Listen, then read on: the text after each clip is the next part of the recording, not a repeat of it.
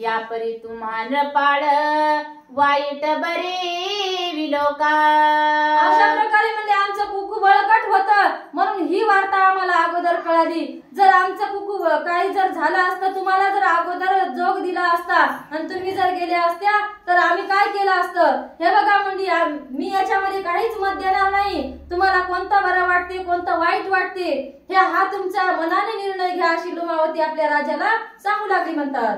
ऐसी ऐकोनी तिची वार्ता उचंबळला क्रोध नळाचा माथा। मग अनर्था नळाच्या शाखा दाविता भयंकर रूपी झालासी अशा प्रकारे असणारी आपल्या पत्नीची वार्ता कानावर पडल्याच्या नंतर राजाला एवढा क्रोध झाला म्हणतात की आता त्या जालिंदराला मारावं की काय असं त्याच्या मनामध्ये वाटत होतं। एवढा राजा त्या रागाने लाल भडक झाला होता म्हणतात। मग तो क्रोध नवदविवानी प्रत्यक्ष आला वडवानळ अग्नी। नाथ जालिंदर समुद्र पाणी प्राशावया क्षोभला। अशा प्रकारचे असणारे म्हणजे एवढा त्या गोपीचंद राजाला क्रोध आला होता की त्याच्या अंगामध्ये जसा काही वडवानळ पेटलाय आणि आता तो जालिंदरनाथाला खाऊ पाहतो आहे अशा प्रकारचा राजा तो संतप्त झाला होता असं सांगत आहे। मग तो उठोनी तैसेची गती बाहेर जायतो नपती। मंत्री बोलावून सेवका हाती जालिंदरा पाहोचला। अशा प्रकारचे असणारे तिचं बोलणं झाल्याच्या नंतर तेथून राजा उठला आणि बाहेर ताड ताड ताड आपल्या राजसदनामध्ये आला आणि बाहेर सेवका हाती सगळ्या मुख्य मंत्र्याला बोलून घेतलं आणि म्हणले आपण आता काय करू, त्या जोगड्याला त्या जालिंदरनाथाला पाहून आणू अशा प्रकारचा राजा आपल्या सेवकाला बोलू लागला म्हणतात। शीघ्र आणोनी कामाठ्यासी गर्दी अवजिली कुपासरसी। नाथ जालिंदर ते उद्देशी तया माझी लोटीला।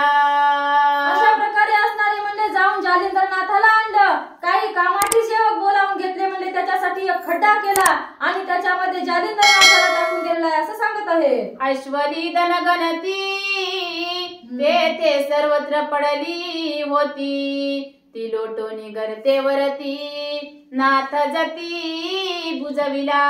अशा प्रकारे असणारे म्हणजे राजवाड्यामध्ये काय लीद दिला काय कमी होती का म्हणजे त्या घोड्याच्या तेवढी अश्वधीत असणारी म्हणजे त्या जालिंदरनाथाच्या अंगावर टाकून दिली आणि जालिंदरनाथाला त्या अश्वधीमध्ये बुजवून टाकलेला असं सांगत आहे। ऐसे गुप्त करोनी प्रकरण राव सेव्या फुले स्थान परिसेवका ठेविले सांगून मात बोलू काही।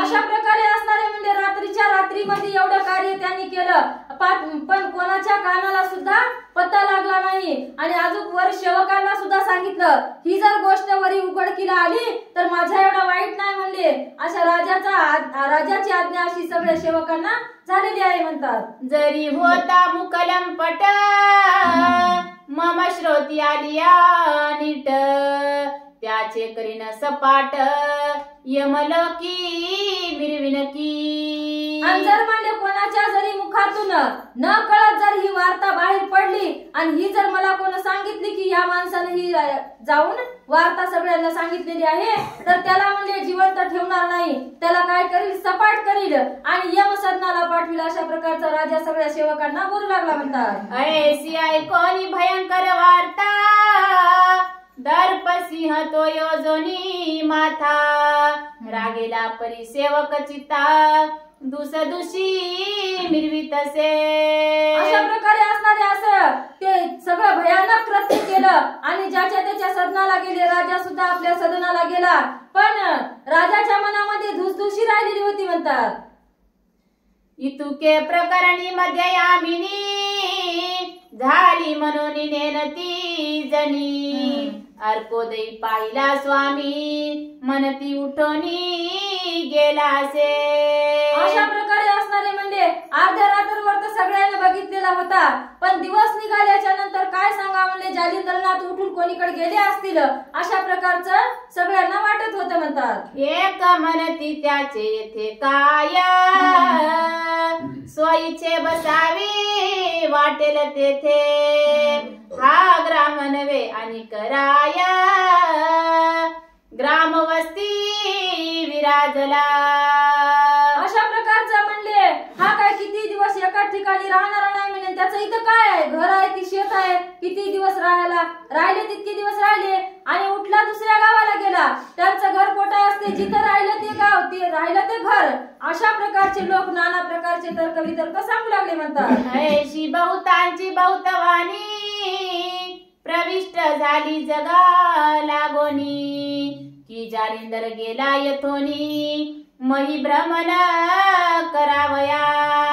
अशा प्रकारचे ज्याच्या त्याच्या नजरेला पडत होता ते लोक म्हणू लागले की आता जालिंदरनाथ काय इथून दुसऱ्या गावाला गेले म्हणजे किंवा तीर्थयात्रा करायला गेले असतील अशा प्रकारचे त्यांच्या मनामध्ये विचार येऊ लागले म्हणतात. ऐसी वार्ता नगर लोकी उठली ऐकोनी परिचारिकी त्या जाऊनी सिद्धिवेकी मैनावतीसी सांगती. अशा प्रकारे असणारे नगरातले सगळेच लोक म्हणत होते की जालिंदरनाथ तीर्थयात्रेला गेले. असं ऐकल्याच्या नंतर त्या मैनावतीच्या दासींच्या सुद्धा कानावर ही वार्ता आलेली आहे आणि त्यांनी लगबग जाऊन मैनावतीला सांगितलं की जालिंदरनाथ आता कुठेतरी तीर्थयात्रेला निघून गेलेले आहेत असं मैनावतीला श्रुत केलं म्हणतात. की महाराजा पुला गुरु वस्तू फळाचा कल्पतरू उठोनी गेला कोठे दुरू मही भ्रमण करावया. अशा प्रकारे असणारे सेविका त्या मैनावतीला सांगत होत्या की हे राणी साहेब काय झालं म्हणले रात्रीच्या वेळी आपले गुरु कुठेतरी दूर देशी गेलेले आहेत. जे आपल्या मनात कल्पना केली ते कल्पतरू देणार, जी इच्छा होणार ते देणारे कल्पतरू म्हणजे कुठेतरी दूर देशी निघून गेलेले आहेत. अशा प्रकारची वार्ता त्या मैनावतीला देऊ लागल्या म्हणतात. ऐसे ऐकोनी मैनावती असंतोषली परम चित्ती मने मम सुताचे दैवा प्रती लाभ नाही आतुडला. अशा प्रकारचे असणारे मैनावती राणी काय दुःख करीत होती म्हणतात. आता काय करावं म्हणली, माझ्या लेकराच्या नशिबात तो गुरु नसल म्हणून आता लवकरात लवकर तो निघून गेलेला आहे तीर्थयात्रेला. अशा प्रकारची मैनावती राणी दुःख करू लागली म्हणतात. ऐसी मनोनी संकोचित नेत्री प्रेमाश्रू ढाळीत येरीकडे जालिंदरनाथ कैसे स्थिती राहिला. अशा प्रकारे असणारे आपला गुरु गेला म्हणून मैनावती राणीला खूप दुःख होत होतं म्हणतात. आपल्या नयनामधून अश्रू ढाळत होती आणि म्हणत होती इतके दिवस कसा राहिला ना आताच कसा गेला. अशा प्रकारची तिला हुरहुर लागली होती म्हणतात. तरी अवश्य भविष्य जाणणार आणि मैनावतीचा लोभा पार आणि शत्रू मित्र पाहणार एक रूपी समत्वे. अशा प्रकारे असणारे म्हणजे माझा गुरु किती चांगला होता. सगळे शत्रू मित्र त्याच्या ठिकाणी एक होते म्हणतात आणि माझ्यावर तर त्यांची एवढी कृपा झालेली होती तिथं काय सांगायलाच जमत नाही. अशा प्रकारची मैनावती मनाला विचार करू लागली म्हणतात. ना तरी परम प्रतापी वासरमणी क्षणे टाकीला ब्रह्मांड जाळोनी तो भद्र ज्याची विपर्यास करणी तुष्ट कैसा राहिला. अशा प्रकारे असणारे म्हणजे त्याचा प्रताप काय कमी होता काय म्हणली. एका क्षणामध्ये ब्रह्मांडाला जाळील एवढी त्याची अपार शक्ती होती. अशी त्याच्या शक्तीची आणि त्याच्या भक्तीची मैनावती स्तुती करत होती म्हणतात. जो द्वंद्वातीत मूर्ती म्हणता दंबरहित स्वरूपी मिरवत निसंग ममता विरहित कार्य जाणोनी असो करते माझी यतीनाथ वज्रासना ते घालोनी खालते आकाशास्त्र प्रेरुणी भोवते स्वचिती बैसला.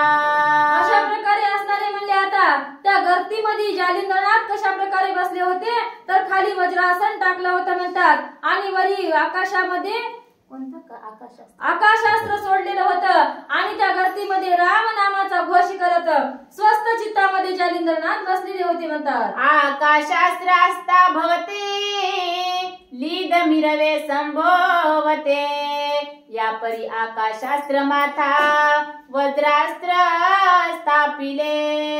अशा प्रकारे असणारे आपल्या सभोवती आकाशास्त्र सोडलं त्याच्यामुळे दीदीचा त्याला काही प्रश्न पडला नाही. दीद त्याच्या दूरच राहिली म्हणतात आणि मग त्या आकाशास्त्राच्या वर दुसरं एक वज्रास्त्र सोडलेलं आहे असं सांगत आहे. तेने करून या धरस्थळी लीद मिरविली आहे श्री येरीकडे अंतपुरी जनवार्ता समजली. अशा प्रकारे असणारे म्हणजे ते वज्रास्त्र आणि आकाशास्त्र असल्यामुळे नाथाला कोणतीच चिंता लागली नाही, कोणतं दुःख झालं नाही. ते स्वस्थ बसले आणि आता जालिंद्रनाथाची कथा राज्यामध्ये काय वार्ता पसरलेली आहे ते पाहू म्हणतात. नाथ जालिंदर गेला निघून मग सकळ स्त्रियाचे झाले समाधान बरे झाले मनती निधान यवनी पवडल्या सेजेसी. अशा प्रकारे असणारे म्हणजे जालिंद्रनाथ आपल्या राज्यातून गेलेले आहेत अशी वार्ता सगळ्या राण्यांच्या कानावर पडलेली आहे